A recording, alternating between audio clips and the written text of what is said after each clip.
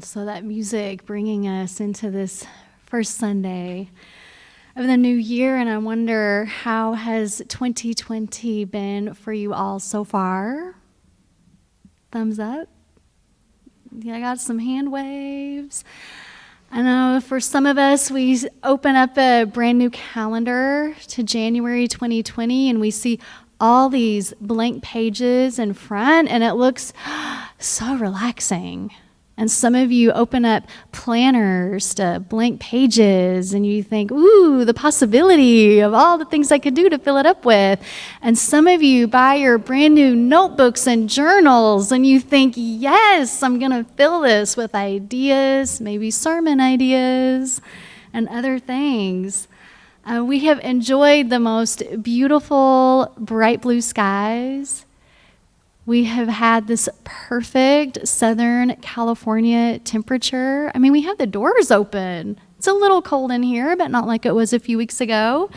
And the sunsets, have you been able to go outside and check them out? Oh, the layered shades of red and orange and pink. You just like want to scoop it up with a spoon and eat them or something. It's been amazing. The earth wheel has turned once again, and we have our, what I call, winter spring. And it's winter spring with a hyphen in the middle of it. And I think it may only happen in the United States, maybe in Southern California, Texas, Florida, not sure where all it happens, but we come into this season where we have both endings and beginnings, and they're happening all at once, swirling around us. Holiday vacations have come to an end. Many of our students are back in school tomorrow, along with teachers and parents wondering what they're going to make for lunch. The Christmas, Hanukkah, solstice season has closed quietly. The decorations, at least in here, have been all put away. And we have a blank slate for the spring holidays that are just around the corner. The Rose Parade is over. The tourists have wound their way back home. The bleachers packed up, the roses and litter all swept away, and our streets are waiting for what is next.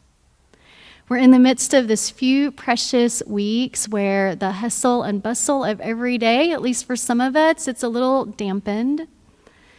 And we can take this opportunity to breathe into our lives and be a little intentional about what's in front of us for 2020. We can stretch our arms into it and check in with ourselves.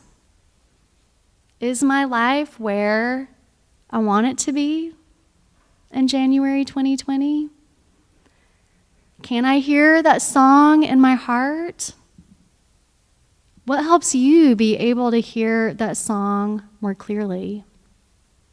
All too often, that song becomes muted. We get busy with the everyday, whatever is right in front of us. Work tasks, meal planning, tending to children or caretaking parents. The constant ticking of the clock and the beating of the drum of things that must be done become louder and louder than any song we might hear from within us. Any of those things on that list that I named, they can be more than just time-consuming things, of course. They can be, and they're quite often purposeful and meaningful and fulfilling. We all know work can be satisfying, and meal prep can be done mindfully. Parenting can be a spiritual practice, and caregiving elders or someone we love can be an act of prayer. They can be a piece of the song in our hearts as long as we do our work to keep the intention for them really clear, as long as we don't let them become just another item on a never-ending to-do list.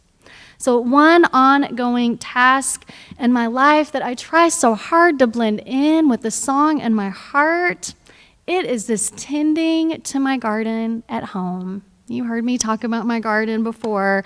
On my best days out there, it helps me get centered. It helps me become more of who I want to be. It helps me be in tune with the natural world and feel connected to everything in the universe. Those are beautiful days. But sometimes, honestly, I look out there at my garden, especially in January. George knows this. And it looks like one huge chore after chore after chore of things that need to get done, and I am the one to do them. How did I let this happen? Why didn't I choose pavement or gravel? Why this, Lord? Why this garden? I both love and hate our California winter-spring season. We never have a fallow time. I look at my stepdad's garden and his life, and he's got a lot going on right now, but he's just looking at seed catalogs. Nope, nothing going on out there in my garden. Can't do it. He lives in Arkansas. So there's always something that needs to be done. And so it's endless possibilities for me to practice what I preach to you all on many Sundays, to be mindful and intentional about whatever it is that's in front of us. So as the new year rolls in and I look over this garden of mine, which honestly, after the December holidays, the kind way to put it is it looks rambling. The more honest way to look at it, it is a big heaping mess. It's time to prune back the roses and cut away old growth from the perennial shrubs. And I don't love doing that, not because I don't mind a little bit of hard work, but the thing is, in Southern California, when you look at the roses or perennials or whatever might be in your garden, and yes, this is a metaphor for your life as well, everything's not quite dead. I mean, there's still green leaves on my rose plants. There were still some red blossoms on the pineapple sage. There's still a little bit of scraggly oregano hanging off that oregano bush. And I am supposed to cut all of that off? I'm supposed to kill that which is clearly in front of me still living? How am I going to do it? Well, I did ask for help. Thank you, George. The poet Rilke wrote, "You are not dead yet. It's not too late to open your depths by plunging into them and drink in the life that reveals itself quietly there." Just like nature, our own lives take these cyclical and seasonal paths. None of us are on a perfectly linear spiritual or emotional or even intellectual progression. We have starts and stops. We have days where we feel incredibly enlightened and like we have a lot to teach other people and a lot to share and we have got it all together, and then darn it, can wake up the very next morning and wonder, who was I to think all of that about myself? I am lost and confused today, and I might not be able to get out of bed. So this winter season in California and the winter season of our own lives, it does offer us, if we choose to look for it, a gift of both beauty and clarity that can come in these winter times. Parker Palmer is one of my favorite writers and teachers, and many of his books focus on helping us listen to the voice of vocation that's within us to create lives of meaning for ourselves, no matter what our age is and no matter where we are personally or professionally. And in one of his books, he shares the experience of his father dying and the long and hard emotional winter that was for Palmer. He says that in the midst of the ice, in the midst of the loss of his father's dying process, he came into a clarity that he had lacked when his father was alive. He said, just like the old growth on a plant can cover up the new life waiting to emerge, that Parker saw something that had been concealed when his father's love was surrounding him. And he saw that he had really relied on his father to help him cushion life's hard blows. And he said when his father was no longer present and able to do that, Parker Palmer thought, now I have to do this all by myself. And maybe you've had an experience in life where all of a sudden it seemed like you only had yourself to rely on. It could have been a parent dying. It could have been a relationship ending or a job shifting. And whatever that thing was, you no longer had the people and the place that you counted on, relied on, knew would be there for you, gave you this sense of stability. And you stood like a winter tree, bare limbs stretched out, not knowing if spring growth would come or not. Parker says that as time went on, he began to see a deeper truth in his understanding of his relationship with his father, and that it was actually never his father who was absorbing the pain and the hard knocks of his life, but it was a larger and a deeper grace that held him, and that's what his father taught him.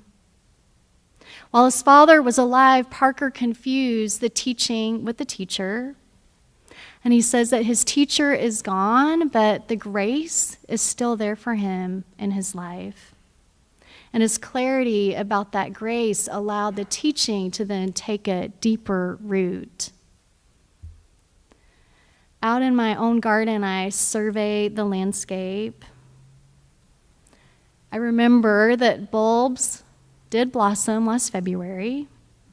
I remember the herbs were lush in the spring and the tomatoes were out of control, a pound or two every day. And I take a breath, and in the stillness I hear a mockingbird sing. I look up at the blue winter sky, and I plunge in with the pruners, soon drinking in the life that is revealed right there. With each clip, with each piece of dead wood and dried out tendril removed, already on January 5th, there are tiny green shoots emerging. There's little tiny leaves on the oregano plant.